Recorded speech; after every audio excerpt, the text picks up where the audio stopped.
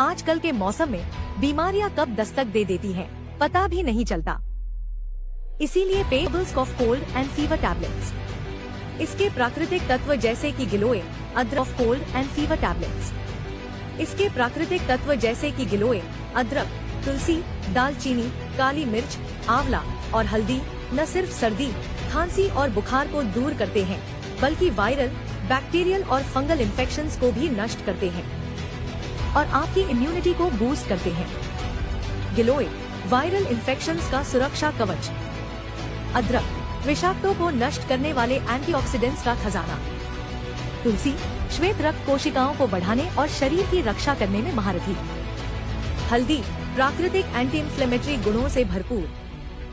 सिर्फ 1 या 2 टैबलेट दिन में 2 बार लें और इम्यूनिटी को मजबूत बनाएं।